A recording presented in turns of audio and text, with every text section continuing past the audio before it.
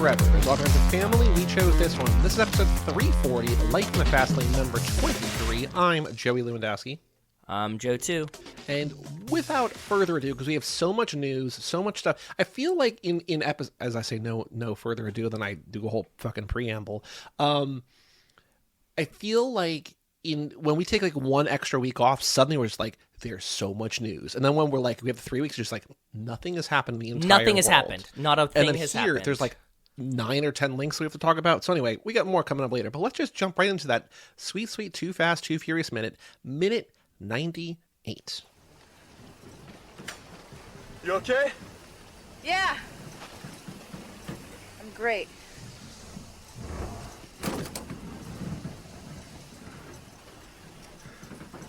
We got him, man. We got him. Let's get out of here.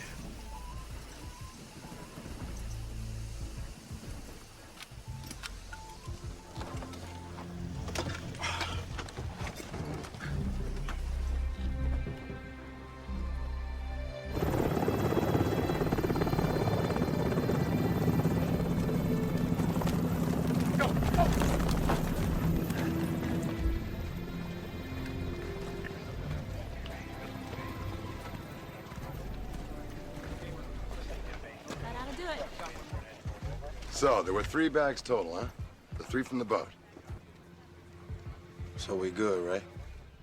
So in this minute, Carter Verone spits in defeat as Monica holds the gun steady on him. Brian and Roman breathe a sigh of relief now that everything is over. They climb out of the car onto Carter's boat.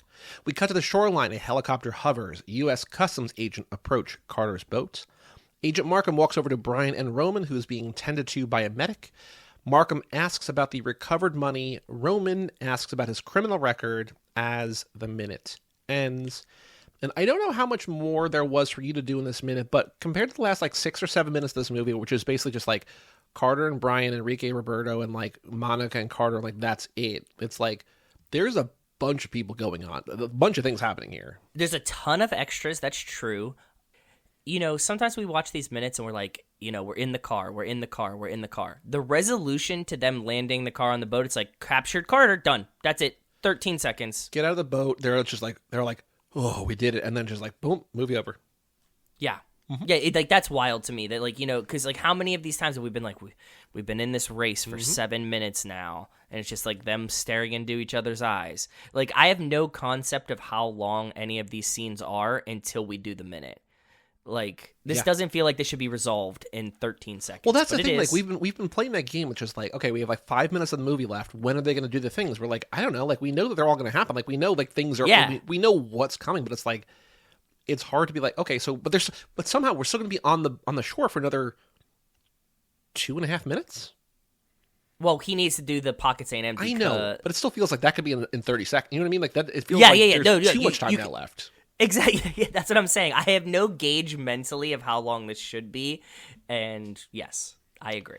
So here is everything that I found the people. Because like, if you're watching the scene, you're like, oh yeah, you know, the medic has the line. There's a customs agent who says, go. Like this, it's exciting. There's 2 people who like aren't like full characters with names who have lines that whatever. But here's who I found. There's 7 agents in tactical gear that move toward Carter's boat. But there are at least 30... Those are the ones on the customs boat? No, they're the ones... No, they're separate. These are the ones who, like, are walking down the dock, the marina dock, or stop at the top of the dock as the rest of them go. So there's, like, 7 in that group at least. But then beyond that, there's another 30 other people. There's 2 guys in the background, 3 sets of cops, so 6 more people walking and talking, another customs agent, 2 medics walking away from the camera, 2 customs agents in the deep background on a boat with their guns drawn on Carter's boat.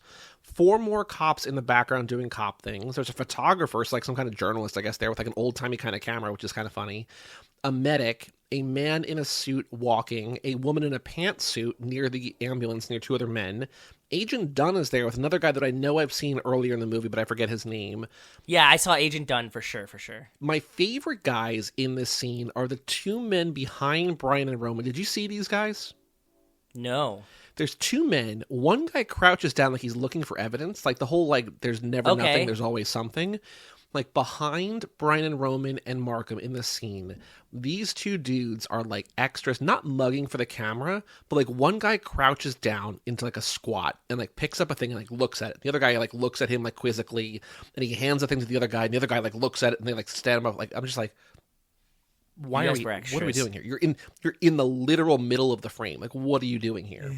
Okay. Behind them, there's two other guys by tall grass, and then there's the medic who bandages Roman's arm, who you said looks like Elena. I think so. From behind, like she's like walking away, and she has a blue uniform and long blonde hair, and I was like, oh. The only real clothing change of note is that Roman now has his right arm in a gray sling, which will come back later if you like that question. But what did you notice in here? There's also the song Brian Shoots for Roan ends, and the song Last Questions begins in the score. But what did you notice? Is there anything in this minute for you to pick up on? Because like this is like a feast for my catalog every extra and kind of what they're wearing, but not really, because I stopped doing that early on in the first movie. But like, what did you find in this minute? I reminded myself that the Internet Airplane Movie Database exists, and I found the type of helicopter that is hovering above the boat. You'd love to see it. Love to see it. I thought that this was a really fun minute for me just because we got a helicopter, a customs boat, an ambulance, and a cop car, and then the bus all in the same minute. Yeah. Like, not including like non-car vehicles. A lot of non-car vehicles in this lap. And then the other fun thing that I saw was that there was just like the gurney outside the ambulance. That was really fun. Like, oh, because they put Carter Verone on it eventually, right? Yeah. So they had to have the gurney set up there. But those were my main things. Because again, no, I don't really think that there was like too much. There's like, we've seen this shot of the thing, like all the pallets, all the dead bus. Like they're back in front of a place that we already were. Yeah. Right? Yeah. So there's that.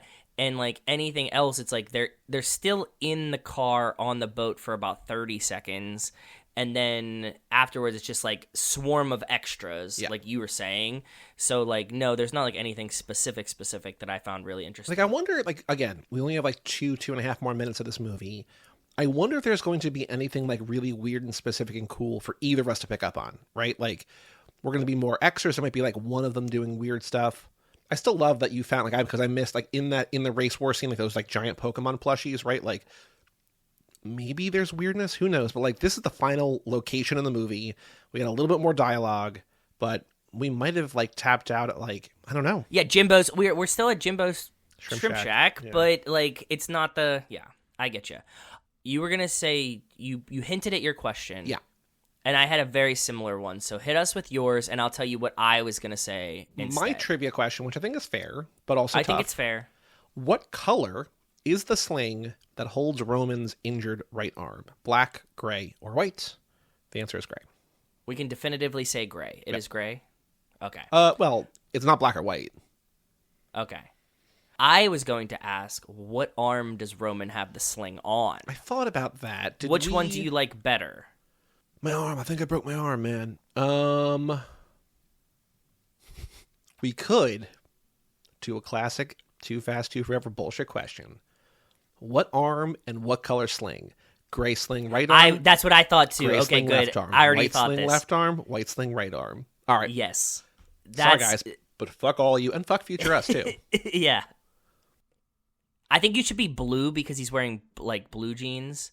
I don't think black should be the option. I think we should go with blue because he's wearing like jeans and no shirt or something, or like just like the tank top, right? I think blue is fine. I want to have like just because I didn't want to like red, yellow, green. Like I didn't want to have like crazy, just like three exactly simple. Yeah. Blue sling left arm, blue sling right arm, gray sling left arm, gray sling right arm, which is the right answer. White sling left arm, white sling right arm. Horrible question. Oh, it sucks. I'm glad that we went from two easy questions to just the worst possible iteration of that. Well, this is like the handbrake. Dom's e-brake. Cool Secret. Dom's Cool Secret. That one, but also like I was thinking about like at the end of the first movie where they're like Letty turns around and Brian turns around to like help Vince, and it's just like e-brake 180 to the left, e-brake 180 to the right, slams the gas or the brake pedal to the left, slams the. It's just like who would ever have paid attention to that? All right, so this one, you see him hold his right arm as he gets out of the boat, so it's clearly going to be his right arm. It's in his right arm. The color is a challenge. And then it gets confusing because blue is actually like a natural sling color. There's a lot of blue slings that exist. You know what I mean? So the most important thing now is, what do you want to name this minute?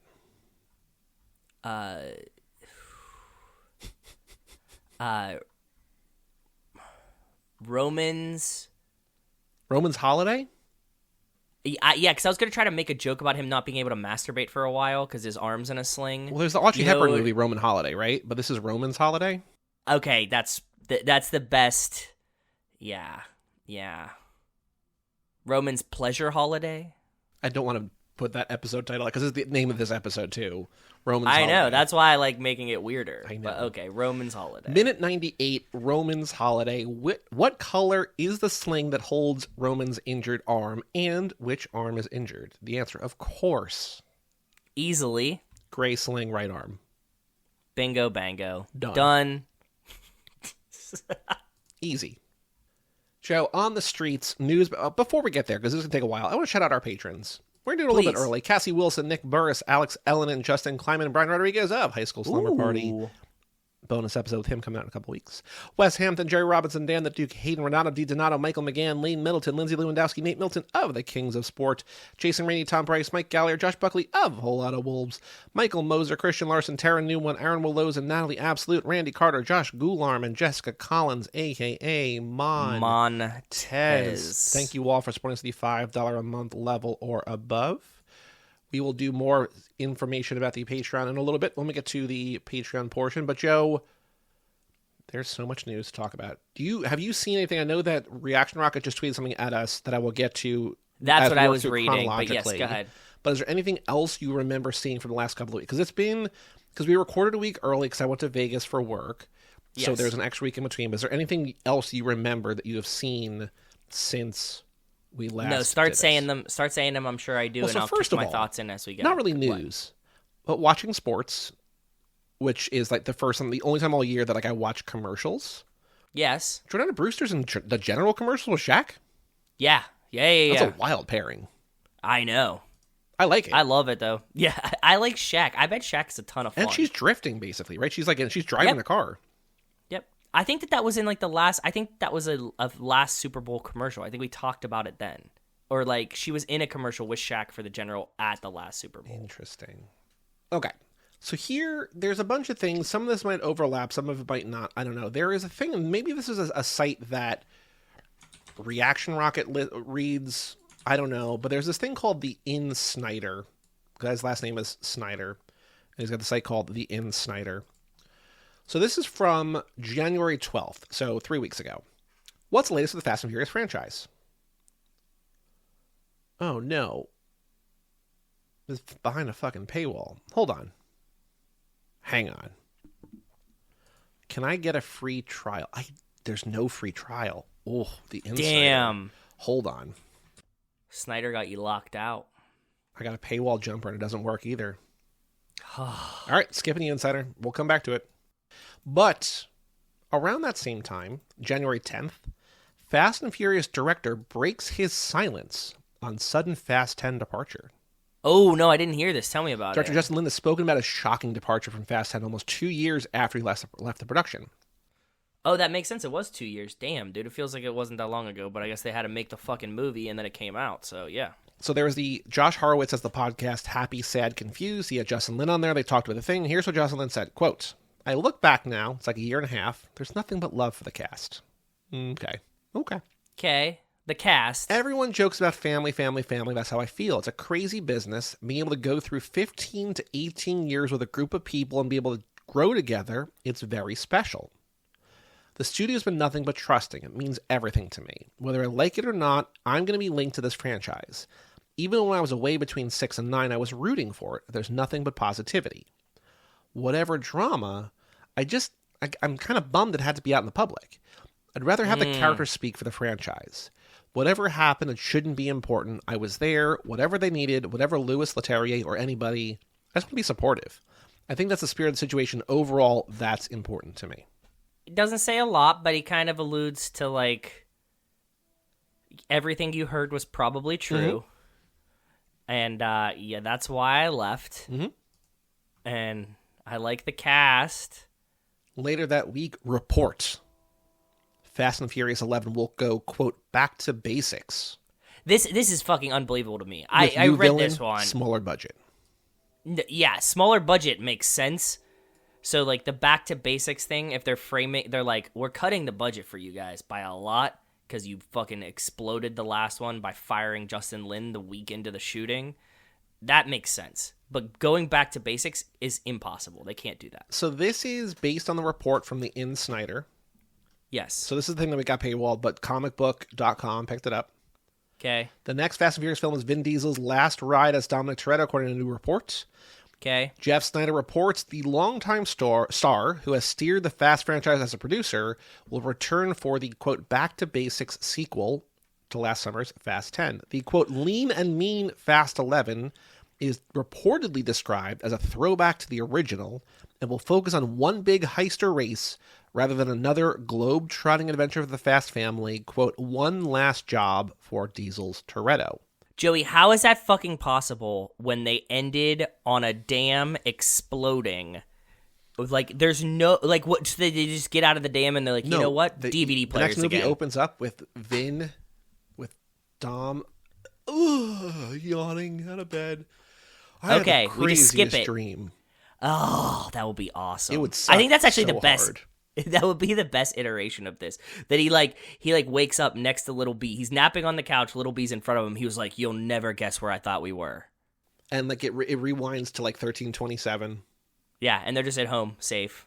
He is like, okay, time for work. Walks down to Toretto's Market and Cafe. So here's the thing. So according to the report, Universal's budgeting the next one at $200 million or less after the last one ballooned to $340 million.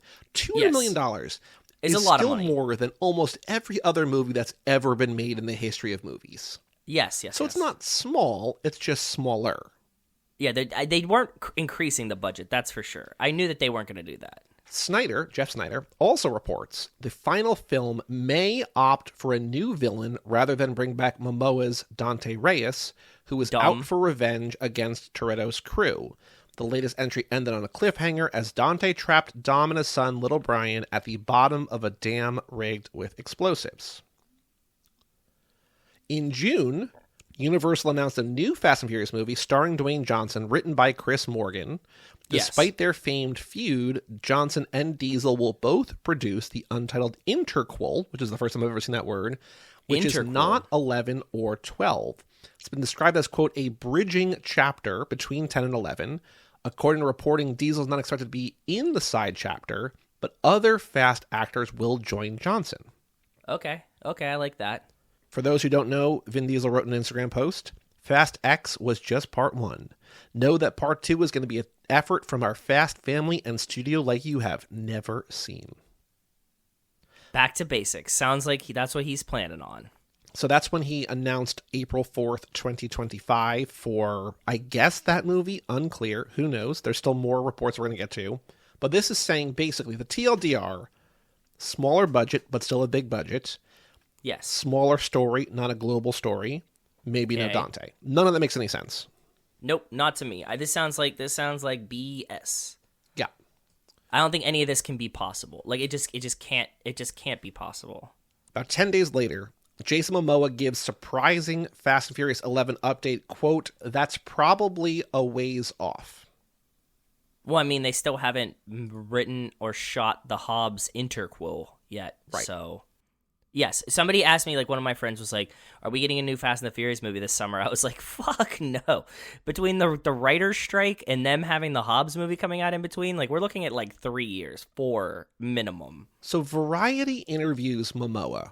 And Momoa is, because he's doing an unscripted TV show, and he hopes to do, quote, oh, a yeah, really is this good the, like, film. ride-along thing? On the Roam, ROAM. Yeah, where's this on? Is it on, Max. Amazon? Max. What, Max? Yep. Okay, I keep seeing ads for it on Max. Okay. So it just debuted, well, it debuted 2 weeks ago on January 18th. So it's out now if you want to watch at least part of it now, right? So they're interviewing him about that, whatever. And then the thing ends with, since he first broke out as Khal Drogo, he's been in franchises like the Fast and Furious and the Aquaman movies. Yeah. The Fast and Furious franchise is set to return in Part 2 of Fast 10. While Vin Diesel said to be in theaters in April 2025, Momoa has yet to see a script.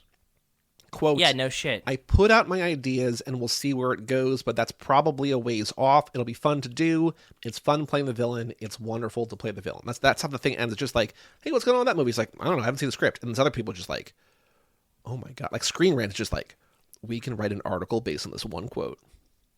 Yeah, but in reality, we knew this. There was a writer's strike. Yeah. And they still need to make the Hobbs movie, so whatever. Yes. No news. Correct. So then, today, ReactionRocket tweets a quote tweet. But again, it's behind this fucking paywall for the Insnider. Yeah, but it's in Snyder. Universal taps Zach Dean to write secret movie in the Fast and Furious franchise. Secret movie? Universal taps the Tomorrow War scribe Zach Dean to write a movie in the Fast and Furious franchise. I mean, hey, maybe they'll announce it. But so that's... Okay, so let's just think about this for a second. We have, in theory, and some of these could be the same movie. Yes. We have Fast 10 Part 2, maybe called Fast 11. Yes. We have Hobbs. The Interquel. The Interquel Hobbs. Yes. Which is probably the same, or could be the same as Hobbs and Shaw 2, but also could be a different movie. I'm assuming that that's Hobbs and Shaw 2. Without Shaw, maybe. Who knows? Yeah, but I mean, if it's going to be a Hobbs movie, I think logically we can assume that that is the Hobbs and Shaw 2 movie that they were talking about. There is the Letty Led movie. That might be the secret movie. There is that also wouldn't the be a bad secret idea. movie. No, I think the secret movie might be the Letty movie. Like the girls movie. ReactionRocket also tweeted, I made a list of the things that were set up in 10, because ReactionRocket is also, I think he also emailed in or tweeted or something. I think I have a thing for later. But he's also bummed. Like, I think he responded to our Fast 10 episode when we did with Zachy. And he's like, I'm not, like, Joe, you're not alone, like, watching this now. Like, I love rewatching these movies, and, like, this movie kind of bums me out now, because, like... There's no end. Right. So he says, I made a list of things that were set up in 10 that should, be resolved in 11. Not yes, I did like this tweet a lot. Necessarily cliffhangers, but just plot stuff. Not including the basic franchise finale wrap-up type stuff they would also have to do if this is indeed the last one. Number 1, Dom and Little B about to die. Number 2, the plane crash. Number 3 is Jacob dead. Number 4, Letty and Cypher. Number 5, how is Giselle alive? Number 6, Tess is hurt and she's with Isabel. Number 7, the agency is corrupt. Where is Mr. Nobody? Number 8, Mia's off to warn Brian. Number 9, Shaw's off to save Queenie. Number 10, Dante's on the loose. Number 11, Hobbs back. I want to like print that list out and just tape it to my wall. Like this is the fucking shit. ReactionRocket, you did a great job. You summed up exactly what we fucking need answers to. I agree. And Rocket replied to their own tweet saying, this doesn't even include new stuff they're rumored to add to 11, such as adding another villain or AI driverless cars plot they hinted at, plus little character stuff. Moments we're going to want to see, like Han and Giselle reuniting or Isabel meeting Little B, however they plan on handling Brian, ... all this different stuff, right? Very, very true. So then, Rocket replies to his own tweet from today and says Zach Dean has a story by credit on 10, so it's not like he's coming out of nowhere. He's already had a hand in the story. I'm beyond curious to find out what this movie is. Is it Hobbs, or is this replacing it? Or, he doesn't say this, but could be something else altogether. The Letty movie. Yeah, exactly. That's what I'm guessing. That's my guess right now, is that he's doing a secret movie, which is finally them attempting to do a movie that is driven by the women characters. To be clear, Jeff Snyder quote tweets his own thing. It's not a mystery movie like Knives Out. Oh, okay. It's a secret movie since I wasn't able to ascertain what it actually is. I changed the headline of the piece in case it's confusing. People are like, oh my God, there's a Fast and Furious mystery. It's just like, no, man. Like, it's just an unknown. Which would be fucking sick if there was like a murder mystery clue version of Fast and the Furious. That would be really cool. Yep. These are two things. I don't know where else to talk about these, but. Okay. These are things that I had thoughts about because we were talking with Zachy about how this movie could end, how the franchise could end, right? Yes. And I had this idea, and I said this to you on Facebook, and you're like, this is so good. It ends with Dom's funeral. Because Zachy was like, I think Dom sacrifices himself for, like, we agree, like, we think he's going to die. Yeah, I agree. That's the way it ends with Dom's funeral, a la the Robert Downey, like the I Love You 3001 or whatever, right? Like, I'm Iron Man, but I'm more beloved than Iron Man, whatever. Yes. But then in the background, we see a Charger roar its engine. We cut to black. It's like Dom's not actually dead, but like he's dead. But he's not dead, but he's dead. Okay. I also had an idea. I want your take on this. If there's only one more movie, what if instead of calling it Fast 10 Part 2 or Fast 11, and they can't do this because they've already done both variations, but like they could just call it again The Fast and the Furious. They should. Right? It's such a ridiculously beautiful idea to have 3 movies essentially titled the exact same thing in the same franchise. And I think it would extra fuck with us. So if you guys are listening, please call the last movie The Fast and the Furious, just so it makes it very confusing to talk about these movies amongst all fans, but specifically us. Scream, when they rebooted Scream, not even rebooted because it's the same thing, they just called it Scream. Yeah. But then exactly. everywhere people wrote about it, they had to be like Scream parentheses 2022. That's what I'm thinking, yeah. So it's The Fast and the Furious parentheses 2025. That would be good. You add more numbers into it. Yeah. They would like that, I think. It also is, it like, to your point, it fucks with the naming convention in a way that like we haven't done in a while. Yeah, that's what I mean. Well, we kind of have Fast 9, the Fast Saga, whatever. But at the same time, X. But I think that this is like it's another wrinkle that they could add that would be a nice, I think it would be a really nice touch. I do. I like it. I mean, it's super dumb, which is why I like it. Yes, same. But ultimately, the best. I think that's all the news. I might have missed stuff. Also Dwayne Johnson is now a board member of WWE parent TKO Group. And that just he also happened, has full ownership of the Rock trademark. So, shout out to him. Yeah, I saw those 2 things. I wonder what he's going to do with WWE. I guess they just brought him in because Vince McMahon is in trouble again. You live fast, die young, leave a beautiful looking corpse. I mean, he's old as shit, but sure, yeah. Any other news that you've seen about anything in the franchise? No. I'm excited for the Super Bowl because we might get some cameos in the commercials now that you brought that up with Jordana Brewster. We're definitely going to probably see The Rock there pitching the XFL. We're probably going to see one of our cast members in a commercial.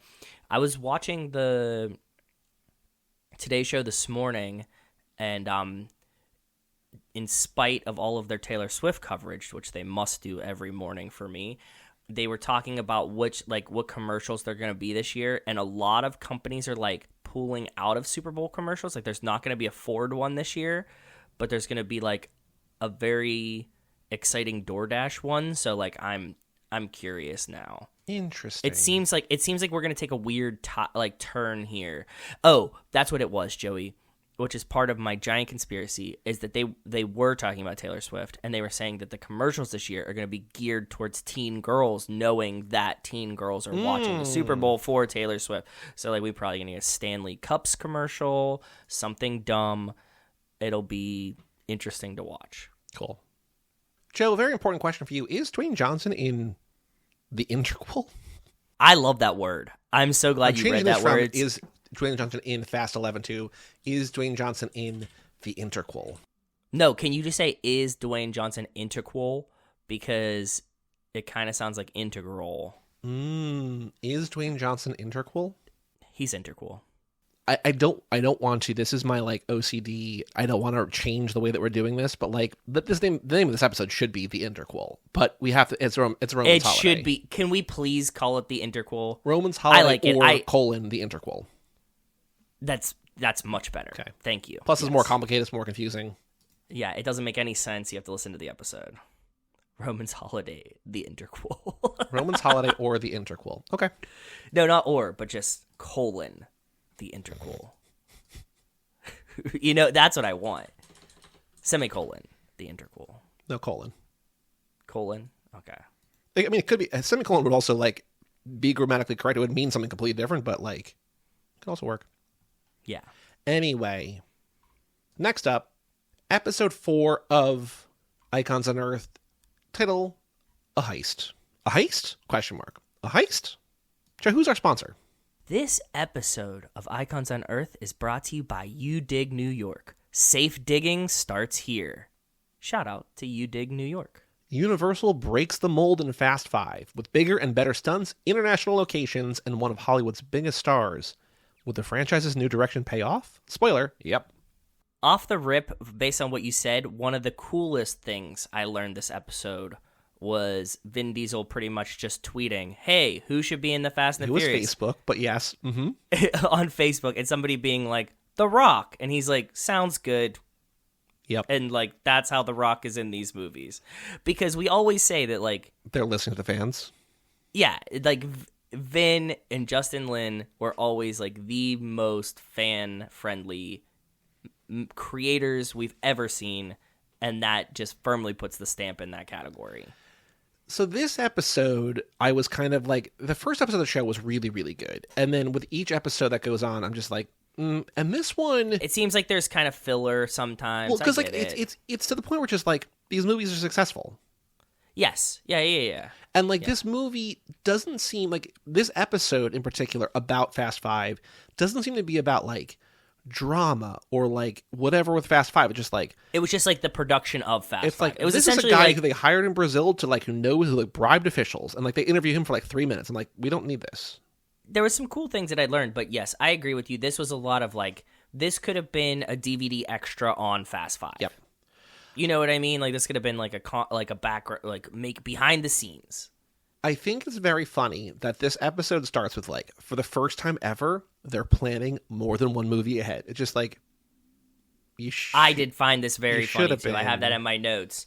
Yeah, they're like, you know what? For the first time, we thought maybe there might be more than one of these. We might have 2 coming up, so we should probably write a story that doesn't like end immediately.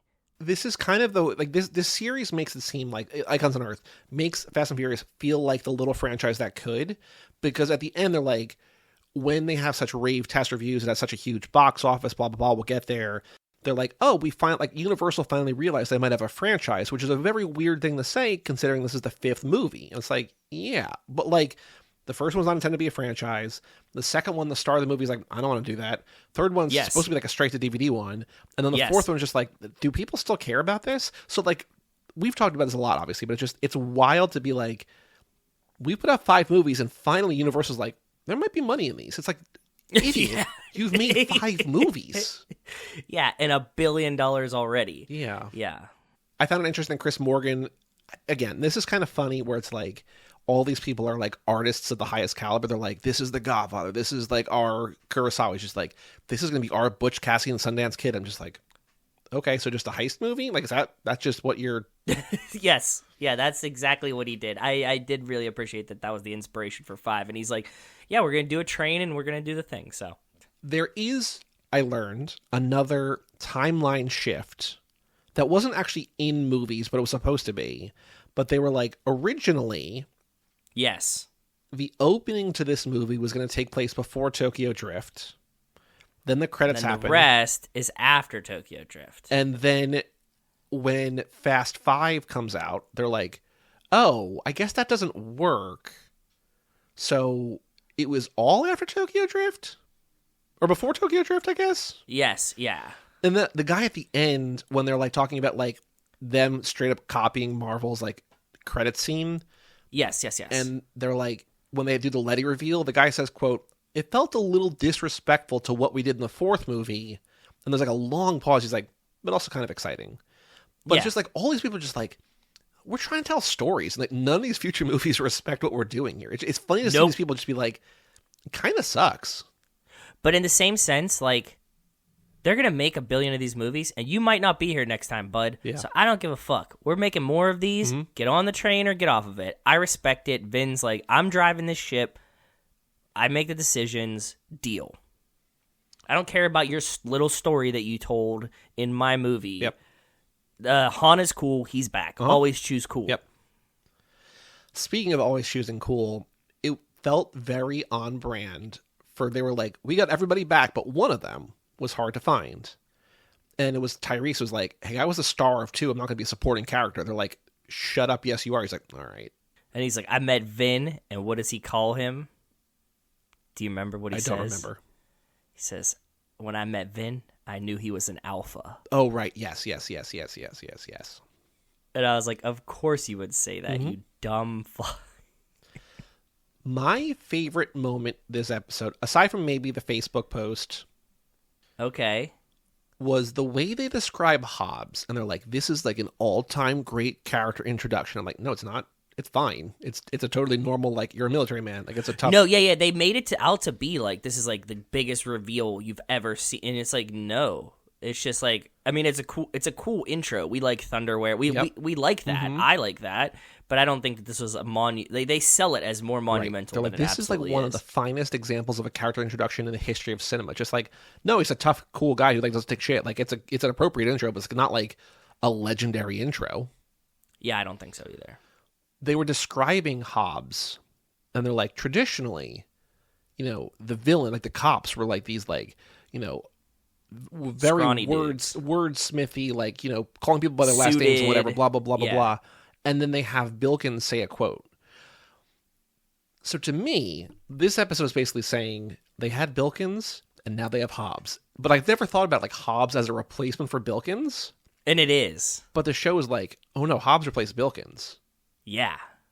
Which tells I mean, me when Hobbs left the franchise, when The Rock was like, fuck Vin Diesel, we should have gotten They should have Bilkins brought back Bilkins. You're absolutely right. I didn't think about that one, but you're right. But it's just like, in no version of the world, like, we love Tom Barry.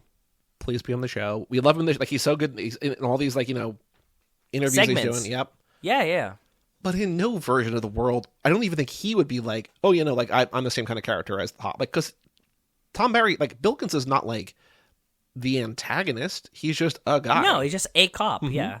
But they're That like, pushes the story. this is how all the cops used to be, and now this is how the cops are. But I'm like, I see what you're saying, but also, it sounds crazy. Sounds crazy. I like this guy that they were talking about that was like running the stunts. Yeah. Spiro. Mm-hmm. Did you see all the other movies that this guy has done? Yeah. It's like a Too Fast pit stop hit list. It was so many of them. Midnight Run, Back to the Future, Herbie Fully Loaded, Face Off for You. Like, this guy has done, like, all of these fucking movies. They were just, like, rapid firing shit. And I was like, oh my God, all of these. Well, it feels like, and I knew this to be true, but it feels like this also hammers home that, like, in Hollywood and, like, when you're on production, like, whatever the job is, like, if you work with somebody you trust them to not fuck up, they just bring you back. Yes, exactly. And, like, Justin Lin's like, oh, yeah, I worked him on this movie. He's good. They just, like, brought him in. They're like, why is he on this movie? Oh, because he worked with him on Better Luck Tomorrow. He worked him on Tokyo Drift. Or whatever. Just, like, he's just back because he was, like, pre-vetted. Yeah, like, I had a dude that did the thing that I wanted. Yep. I trust him. I'll get him to do it again. Like, Mark talks about that a lot, like, when he does, like, I don't know if he still does it, but, like, he would do, like, work on, like, movies shooting in Atlanta, and he's just, like, being a guy that they know is not going to fuck things up. Like, you can be in charge of things. Yes. Like, they just call you back because they know that, like, it's hard to find, like, kind of temp talent or whatever. Like, because yes. Mark's a teacher, but, like, in between or whatever, they're like, oh, no, we know that you are, like, good at what you do. Competent. Mm-hmm. Like a competent Yep. Hey, man, at this point in my life, competency is all I ask So for. hard to find. I know. You and I talk about this a lot behind the scenes, but competency is very, very, very good. I was surprised in this episode that this makes it seem like Vin and The Rock hated each other back here. I don't really get that. I think they were saying that it was like it was an ego shot or a question to Vin because The Rock is so imposing. And, like, they all kind of allude to the fact that, like, The Rock would beat the shit out of Vin Diesel, but, like, they have to kind of play it in a certain way for the movie. Because, like, the quote was, like, I think The Rock could beat the shit out of Vin Diesel, but, like, Hobbs cannot beat Dom. Right. Which is true. Right. So then they start talking about 5. They start talking about the tank. Well, they also, just very quickly before we get off there, they also go ahead. compare Vin and The Rock to Stallone versus Schwarzenegger. I'm like, no, it's not. Like, it's kind of like, sort of, but it's like, not really. Like, this is close. I'm like, like, I love them, but, like, it's not like the biggest action stars of all time. It's like 2 big action stars. I think modern-wise, I see it. What other parallel would you make? Like, you can't. I think it's pretty good. Yeah, no, I think it's fine, but I'm just like, it's just, I guess, because they also make the point in this thing that, like, The Rock wasn't an actor. The Rock was a wrestler. Yes. Like, this would be like Stallone versus, like, Stone Hulk Hogan Cold. or whatever. You know what I mean? Like yes. In Rocky Hulk 3 Hogan. or Rocky. You know what I Yeah. mean? Like it's like that kind of thing. It's like two titans of their craft, but different crafts. Yes, understood. But yeah, okay. You were saying. So they start going through the making of the safe drag scene and like all of the things, and they show that they constructed a box around a truck. Yep. You know, house somebody so that somebody could drive the safe. Correct. Yeah.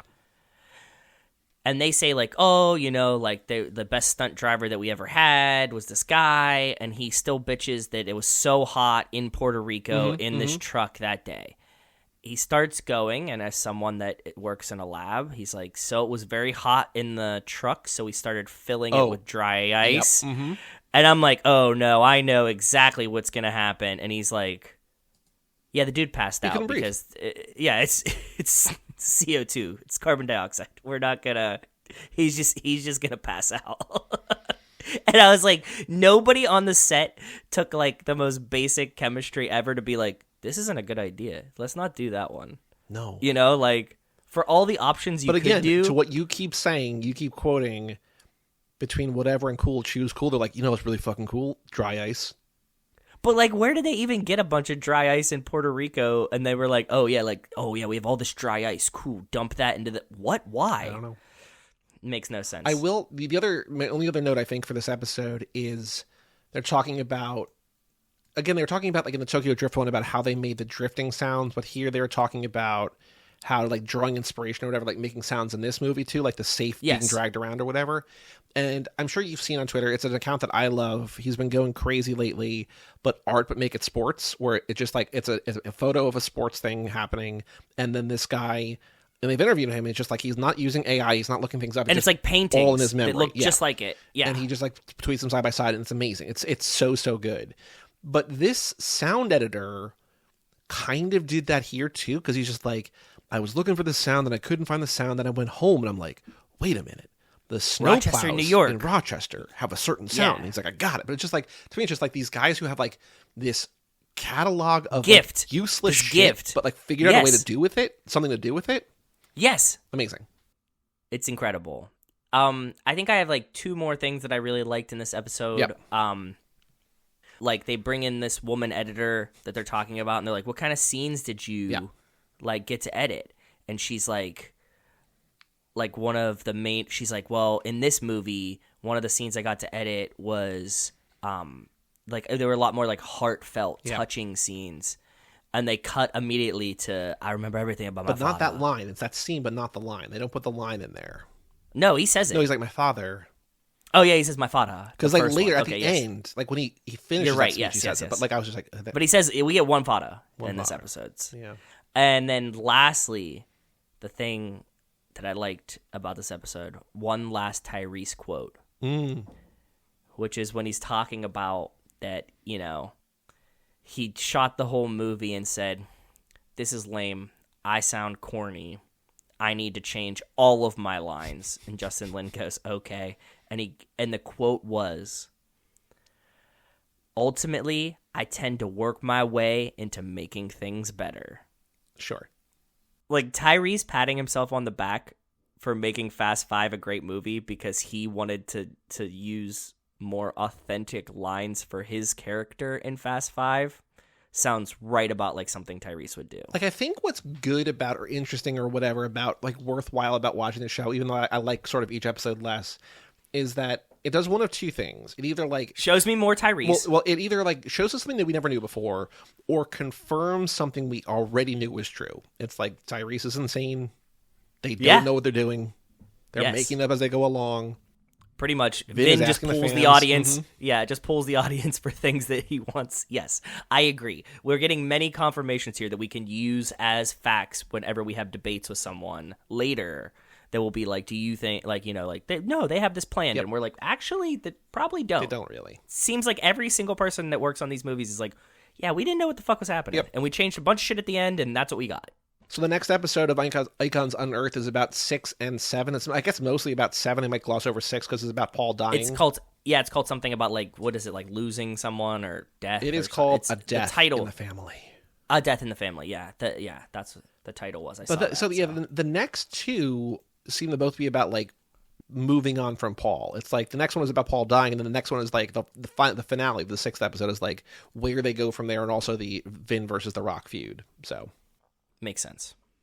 Joe, as I mentioned before, we have a Patreon page, toofast2forever.com. Thank you to everybody who supports. Your names, I said those before. Did them out of order because I was mixing things up. We also, we're in the middle of a long stretch of bonus episodes. After this episode, we just had come out Broken Arrow.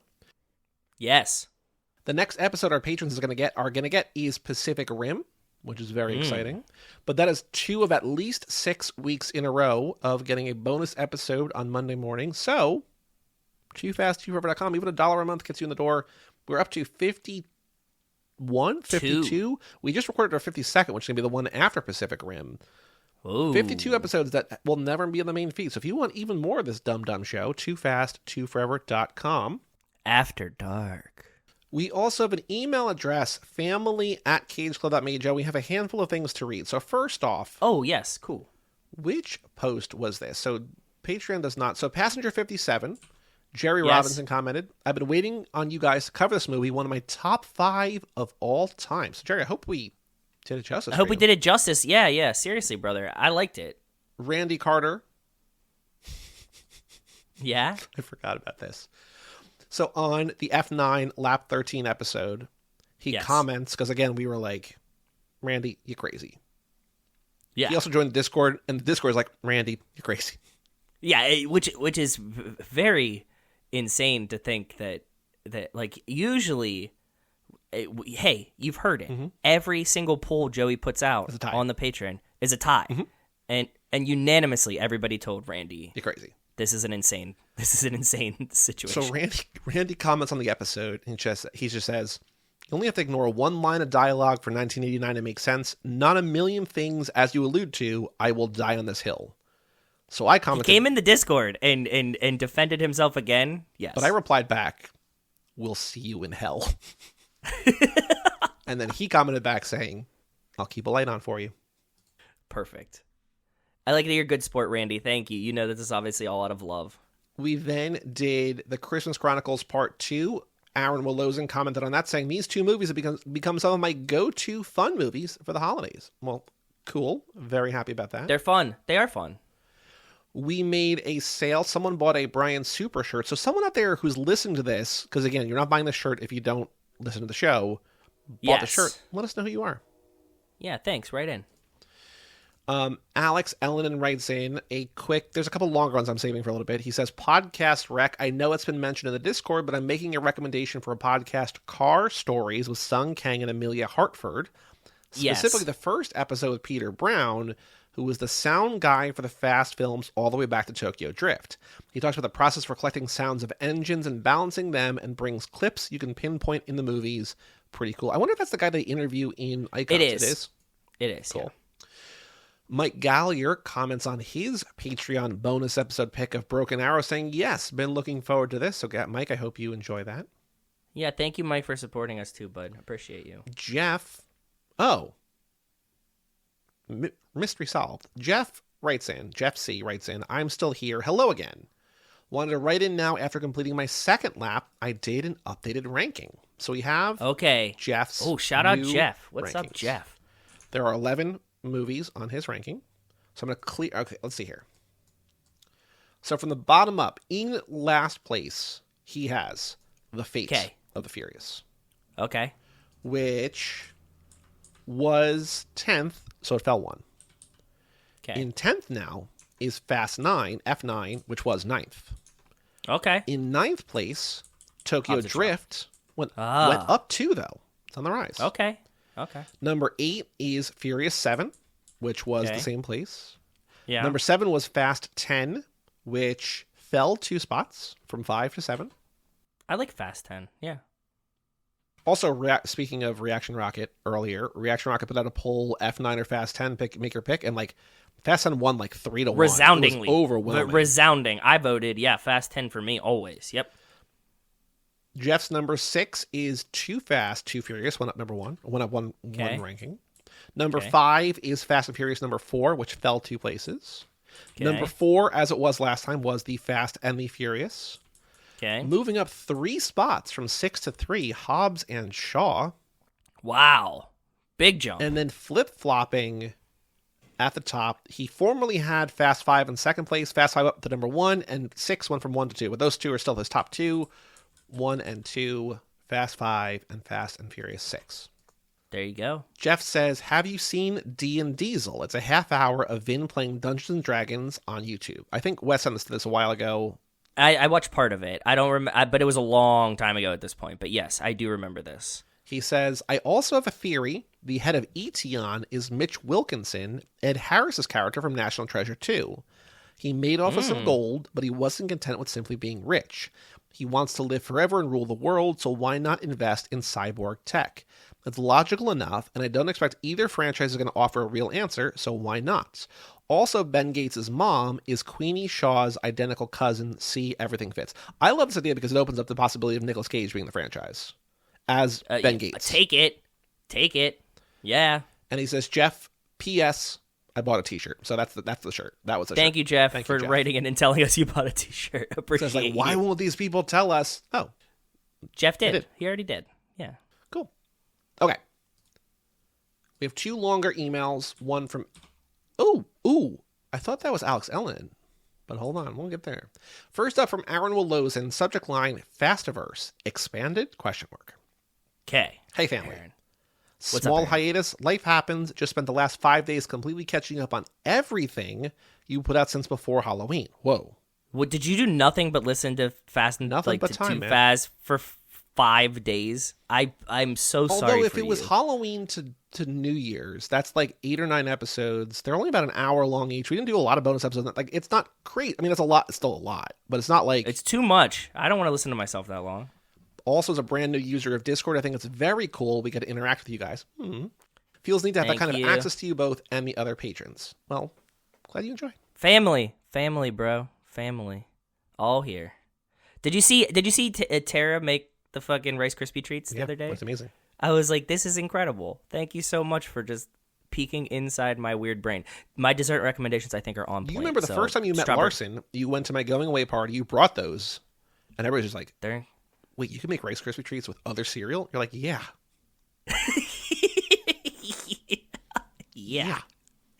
Yeah, and Captain Crunch and Fruity Pebbles or what Tricks, whatever you want, is Fruit Loops. That's the well. I don't think Fruit Loops would be very conducive. I don't like the shape of them. That's why I was saying Tricks, Fruity Pebbles, something that like the loop. I don't. It would work, but I wouldn't find it as enjoyable. Same deal though. Go ahead. Anyway, Aaron writes, I've been thinking a lot about the Fastiverse expanding with prequels or a reboot. I apologize if you guys already spoke about this. I mean, we always do, but it's always good to bring it back up. Tell us your ideas. Let's know. First thought, I'd really enjoy a prequel about the younger characters from my automotive enthusiast point of view. I'd love to see, feel, and experience the events that lead up to the OG. Mia tells Brian Dom is gravity, and the team all kind of showed up and never left. So how'd they show up? Why? How'd they get their start with the semi-truck heists? How did Dom build his street racer reputation? Could we see a prequel to young Brian and a young Roman? How their friendship began, how it frayed, how it led to the events mentioned in Too Fast, Too Furious. And so this is kind of like an expanded flashback sequence. But also, I think that this would be really, really, really cool, mainly because it would likely be a high school movie. High School Musical? No, High School Slumber Party. This sounds like, again, not to completely blatantly rip off Marvel, but also to completely blatantly rip off Marvel. Which they seem to admit to doing today on the Icons Unearthed episode. This sounds like one-shots, like single standalone stories, or like a what-if, but not a what-if. Like, it's what if, but not what if, right? It's like... I understand, yeah. But it's I get what you're saying, though. Like, I don't think I think it's honestly, like... Again, we always need a fucking mini-series. I'm with you. Right? But, like, it's like but, like, not like an ongoing series. It's just, like... 22-minute things. Yes. Yeah. Yeah, that's like 10 episodes, and like that's it. There you go. But yeah. He says, I don't see movies working in the scenario. I don't see movies working in the scenario because they've gotten so big in Blockbuster. I think a well-written series could work. Give us the young Dom and Letty romance, teen pulling their first job, teen taking over the street racer scene, more of what made the family a family. It's the pure gearhead in me that wants more of what made me love the franchise. The first movie was so iconic and meant so much to a whole generation of enthusiasts. That's another thing from the Icons Unearthed episode we didn't talk about. Yeah, there's no racing in they this did movie. the screening. They were so they worried. Did the screening. And everybody's just like, and no, we love this movie. It's just like, oh, okay. Yeah, but they were like, we did the screening, and somebody in the screening was like, there's no car races in this movie. Mm-hmm. And then everybody else was like, it's fucking sick, though. And they're like, okay, cool. Secondly, Aaron writes, if this is truly the end of the franchise, at what point do we think Universal goes back to the well for more? Cast isn't getting any younger, and I don't think we'll see the same cast in a reboot in like 20 years. When and how do you think the franchise will get rebooted, if ever, and not in a Hobbs and Shaw spin-off sense, a legit reboot? Happy New Year, guys. 2024 is going to be good. Thank you, Aaron. I think it's a decade. I think a decade is the limit, and I think that they absolutely will reboot it. Every movie gets remade again. And I think if you give them a decade, they'll start the franchise over from scratch. If it hits, it hits. If it doesn't, they just scrap it. It's going to be an easy cash grab for us, and they can make 10 more of them if they want to. We've done this with James Bond. We've done this with everything. I swear to God, if they already took our logo for the opening of Fast 10 with Baby B drifting, but if the poster for the reboot is a tire skid mark of an infinity symbol, it'd be incredible. Get the fuck out of here. Well, we could sue them for a lot of money. Joe, our last email, I thought it was from Alex Ellenin, but it's from Alex Walsh. Hello from the archives. Hello, Joe and Joey. New listener here. Well, hello, Alex. Hello, Alex. Welcome aboard. Welcome to the family. I also don't know if Alex is a guy or a girl, so we'll have to figure whatever. Alex can go either way. Yep. I heard about the podcast when you had Heather Antos on. Oh, got a Heather fan. Okay. Maybe, possibly. But I had a bit of pod backlog at the time, so it wasn't until a few months later I started going through your back catalog. Anyway, I'm now in late of June 2020, and I decided that if I save up all my notes till I actually catch up, the resulting email will be far too insane to actually read. Well, you're far enough that you've already read Wes' email, so like nothing can be too insane for us to read. You know? Yeah. Poor Wes. Exactly. Wes doesn't need to catch a stray bolt in this, but, you know, whatever. It's fun, though. I like it. Given that I've already listened to almost 3 years' worth of episodes and I'm choosing to vicariously relive the COVID era, it probably goes without saying that I dig what you're doing, so I won't gush too much. Time for notes on what's recent to me but ancient history for you. Okay. Lap 5, driving school with Kara, Tokyo Drift. Joey questioned whether catching him after an accident in a crowded area of Tokyo was really the most efficient way Shaw could have planned his killing of Han. My headcanon here is that it's like the killing of Archduke Franz Ferdinand. The initial plot for the assassination fell through, and Gavrilo Princip moved to a second location that wasn't even actually on the Archduke's route. But his driver took a wrong turn, the car stalled out directly in front of him. I think Shaw intended to kill Han at the garage, but DK got there first, they all took off. Then he was just enjoying his night when a car flipped over in front of him, and they got to make a badass call to Dom. Makes sense. Cool. I like that. That's fair. Pretty cool. Good job, Alex. And nice history tidbit in there, too. Thank you. You are too smart to be resident historian, Alex. Whatever. Ooh. Yeah. I saw a word in here that's going to catch your eye. Lap 6. Okay. I don't remember which episode exactly, but Joe 2 was flying back from California or Hawaii pretty much immediately before COVID, passed through Northwest Arkansas Airport. Okay, yeah. I've got 2 connections here. First, I was also at that airport during my last travel before the plague. Second, I now live there. I work for a food manufacturer, and everyone's biggest customer, Walmart, is based in Bentonville. The Walton family basically built a national airport so their vendors would fly in and out. In 2020, I was working for the Giant Eagle team and had to go down there for training, so I might have been flying back to Pittsburgh the same time Joe was waiting for a plane back to Connecticut. Now, I'm actually on the Walmart team, so I live down here, but I've adopted your term, the Cracker Barrel of airports, to describe our little hub. I don't remember. I forgot that I said that. Anything about I remember this. being in that airport. I don't remember talking about it, but that's really, really funny. And Giant Eagle and Pittsburgh. Okay, I can see why you're a butt, Alex. I get it. Lap 7. In the Blues Brothers episode, Justin Kleiman mentioned he had mostly watched the movie in the TV edit version, and I maintain this is one of the few instances where the TV edit legitimately improves a line, and not like the Lebowski where Stranger in the Alps is just absurdly funny. Wait, do you know that edit for Lebowski?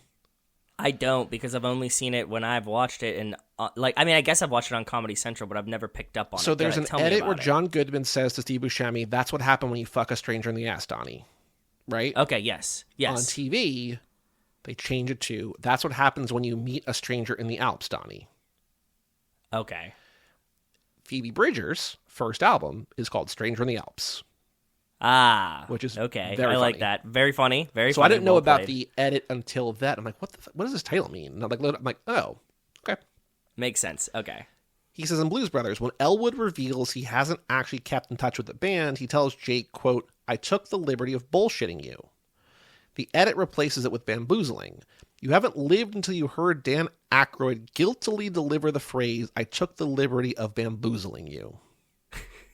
I use the word bamboozle all the time. It's one of my favorite parlance. Yeah, I love bamboozled again. I use it all the time. As I go through, Alex writes, I'll try to keep my commentary to one note per lap. You don't have to do that. But I will have a separate list You of can do things. whatever you feel also, like. he's not going to get here. Also, Alex is not going to get here possibly for years. You know what I mean? There's so much. Possibly. Like, getting to lap 7 is, like, that's only half the laps Monumental. to go, but that's like the easy half. Yeah, that's the first half of the marathon. You're doing good. Although now, like, you know, you're in the COVID era. You are in the gauntlet. 2 a week. Yeah, this is two it. 2-hour episodes a week. This is the big push. Now there are hour-long episodes. Like, it's easy to blow through now. Yeah, But exactly. there's also, you know, with the Patreon episodes, there's like 400. There's a lot to listen to. There is. You'll be good for a while. I will have a separate list of things Joe mentions that give me the warm fuzzies as a former Pittsburgh resident. So far, I've got Ohio Valley-style pizza, the cold cheese thrown in hot pizza, and a janky-ass but legendary fake Southside Burger King. Oh man, the Southside the Southside Burger King was okay. So there's a Twitter account called Pittsburgh Police Scanner, and just the other day, it was like it's always like reported, right? It's like man in Southside at Burger King, and then in parentheses they wrote yes, that Burger King, like because they like knew that everybody knows, and I think that they like got naked and yelled about their food or something. It was, I don't know, it was something insane. Sweet. But yes, the legendary, the fake Burger King is so incredible. Oh, I wish you guys could have experienced it. It just like it's mind-boggling to me. Alex says, a lot of the emails I'm hearing now end with "stay sanitized," so I guess I'll bring that back for current listeners. Alex. Well, thank you, Alex, and welcome to the family. Thank you for writing in. That's awesome, Alex. Good to hear from you. If you want to email in family@cageclub.me, we will read it on the next Fastlane. There is, look, I'm going to apologize to future us. There's going to be another week in between these. We're not doing the next one of these for 4 weeks because we got Ferrari as a bonus episode in there. That's cool though. I want to watch Ferrari. But there's going to be an extra week between news, so hopefully there's not insane news, or maybe hopefully there is news. You know, there's so many possible movies out there. We got to find out what's going on. I agree. None of them happening this year. Nope. Oh, also, if you've not left us a review on Apple Podcasts, please do that. It helps. Yeah, please. Thanks. I mean, it's probably too late in the game to do that now, but like it helps. So thank you. Yeah. But Joe, extracurricular activities. What have you been up to basically in the last month? Oh, watching some football things. So doing a lot of sports. Rachel and I have been trying to like catch up / blow through shows, but I did see an Oscar movie because Oscar noms have come out. So I'm going to start going through my list. And this week I went to go see American Fiction. Have you seen it yet? I saw it in theaters as well. Nice. What did you think about it? I thought it was a very nice, pleasant movie. I thought it was well acted and well written, and I also think it's kind of insane that it was nominated for Best Picture.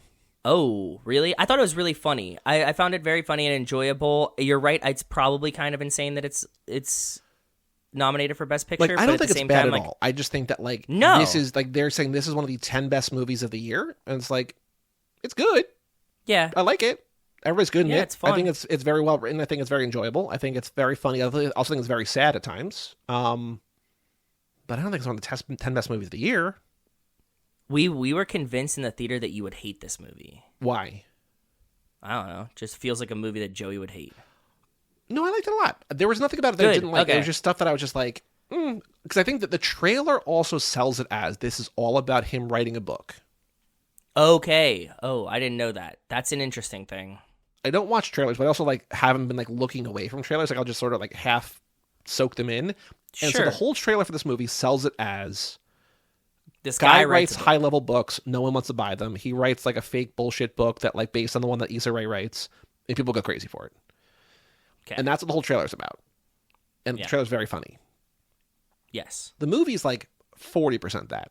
It's like 60%. It's like 60% relationship, like family drama.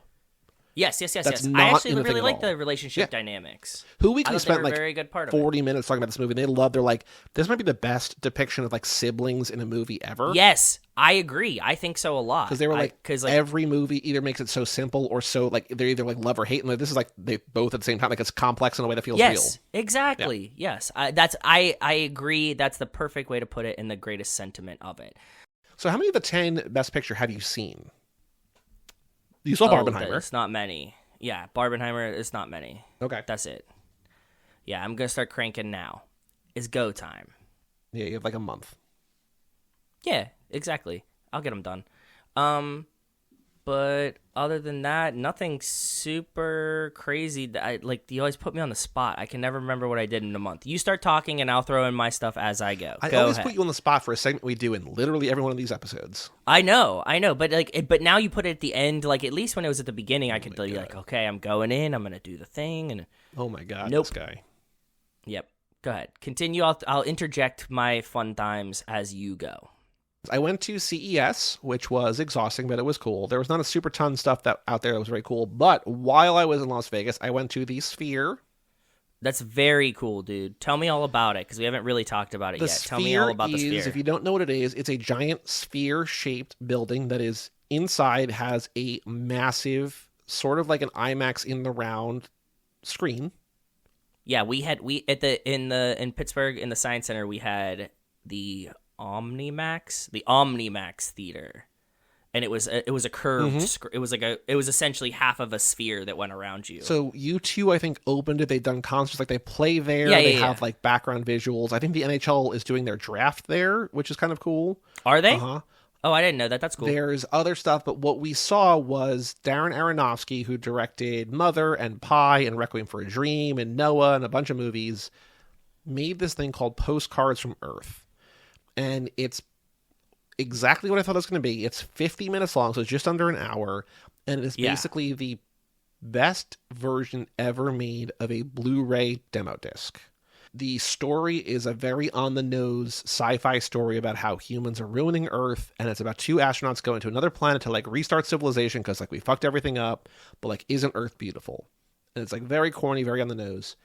And it starts with, like, maybe 10 minutes of just them like getting woken up by the computer on board, right? Like they're like coming to, and like the water from their thing is draining or whatever. Yeah, and it's just like a regular 16:9 movie screen.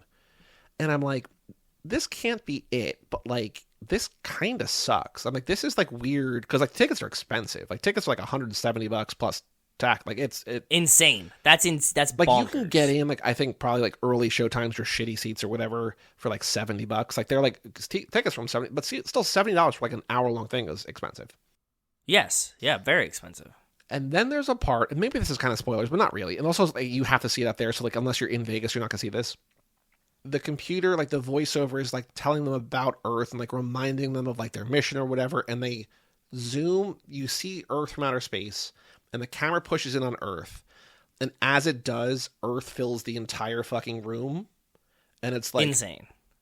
Oh, okay. And... yeah, this is what we're waiting for. It's so cool. And, like, it's exactly what you think it's going to be.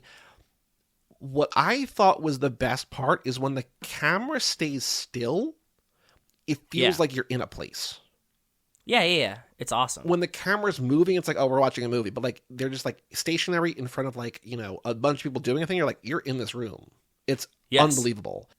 I'm sure they might do this at some point, or I would guess they would. But there's one part where, like, you're following, like a drone shot of camera through, like, you know, the desert or whatever, like the American Southwest. And they like go down a mountain ridge and like come up. And I'm like, if they did like a roller coaster simulator, even without the scene moving, it would be people would vomit. Insane. It would be insane. People would puke. Yeah. But the Sphere is super cool. Again, I don't know that it's worth that much money, but like also, if you're gonna go to Vegas, you're gonna spend a lot of money on dumb shit. Like, you might as well do it. Exactly. What else? What other movies have I seen? I haven't seen a ton of movies in theaters, I don't think. I saw Poor Things, which I loved. That's another Best Picture I heard great nominees. things. So the only reason why we didn't see Poor Things first is because Rachel believes that will be her probably favorite or one of her favorite movies of the nom season, and also because our friends that we had went to go see American Fiction with had already seen it. Yeah. No, I loved it. Like, it's one of my favorite movies of the year. I think it's amazing. They can't stop raving about it. They say they love it too. I saw The Iron Claw, which is the Zeph movie that got 0 nominations. We'll cover that eventually on Zack Attack when it comes out on demand. Yes. Very depressing. I've heard. You know about that family, like the cursed family? No, I don't. Oh, wait, hold on. I gotta show you the thing I bought. Story. Hold on. Go ahead, please. I got this for $5. I think you told me you bought it.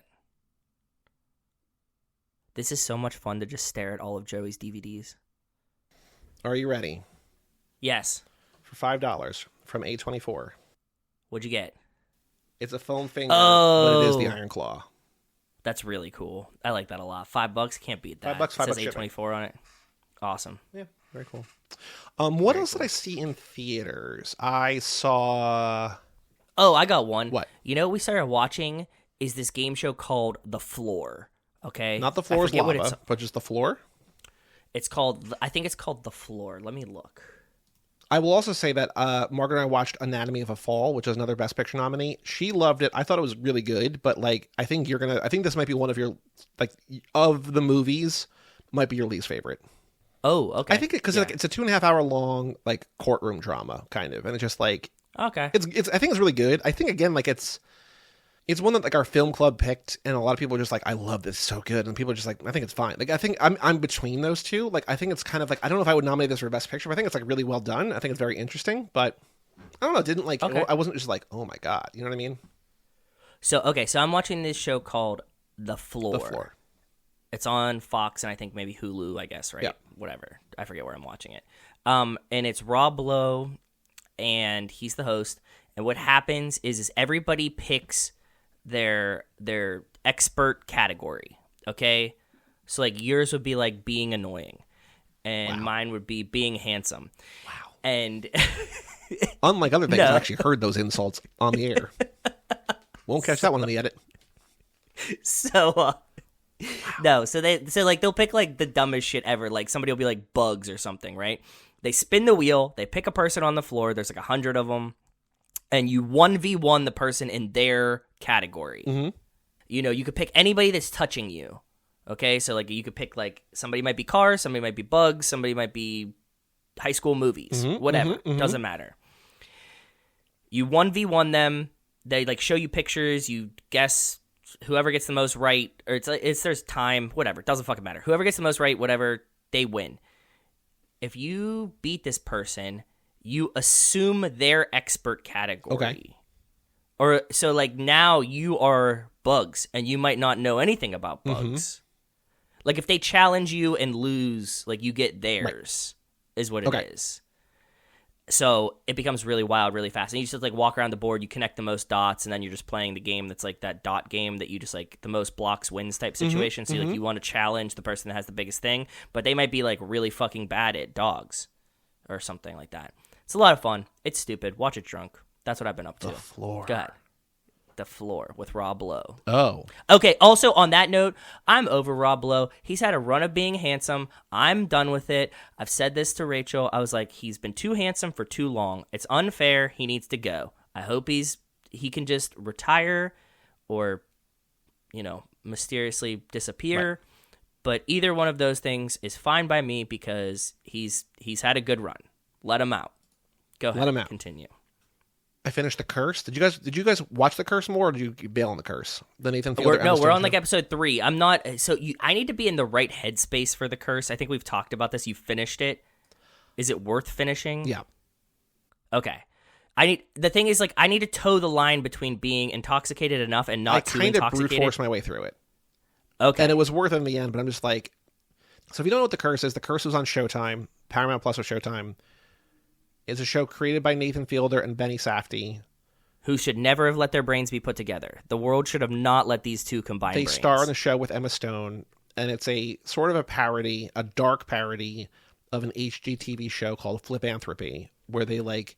Oh yes, it's called flipping. They assume they take over houses from people who have been living there for a while who can't pay their rent, and they completely renovate them, and then they like give them back to the community. But they're still like kicking. But also they just like pretty much just cover them in chrome because that's like the most like ecological. Well, they're passive houses. It's so stupid. They're designing passive houses, which don't, which basically stay off the grid, and they are covered in mirrors. Yes.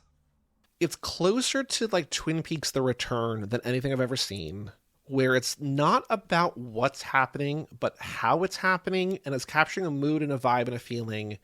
I think we've said this before. It's shot like a horror movie. It feels much like a horror movie a lot of the time. There's also like when you see it, like Twitter loves this show in a way that it has loved very few shows, where everything is memed into things. Like I'm not spending that much time on Twitter, but like I'm seeing this everywhere. There's stuff in there that is like truly insane. The finale is mind-boggling.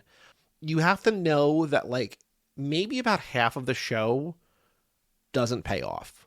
Like they're just doing things for one reason or another, and like just shock value, because there's a lot of shock value things that they're just like, what? We've never seen this happen on film before. Let's do that. It feels like Benny Safdie and Nathan Fielder were like, we've never seen this on film before. Let's do it so we can see it. Insane. But there's 10 episodes. Just watch it. It's really good. There's very few things that are like this, by design, because most people because it's made to be difficult to watch, like just to make you feel uncomfortable.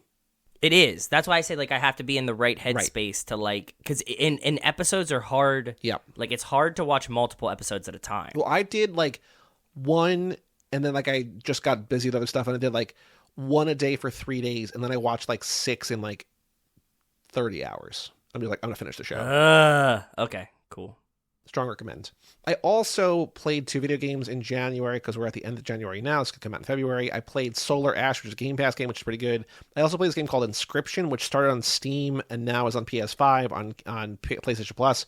I loved it. It's insane. It's very good. It's like a card game, like a deck building game that like goes in like crazy places.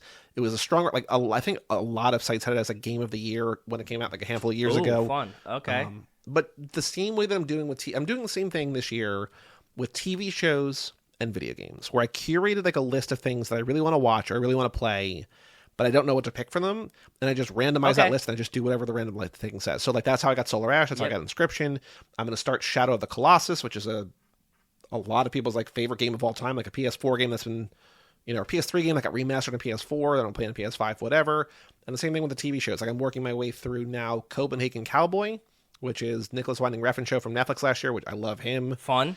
And then I'm doing Soderbergh show Full Circle next, and then just, go from there. But, like, it's always going to be a good thing, because I curated a list of, like, only be things I want to watch or want to play, but I don't have to, like, there's no pressure to be like, ooh, I don't know what to watch. It's like, randomize. There we go. So do that one. Yeah. Also, I'm in season 27 of The Simpsons, which feels like an insane thing to say. And I still have That's fun. 9 seasons left or something. Insane. Crazy. And I think that's it. Let me take a quick look at the calendar. See if anything else happened. CES.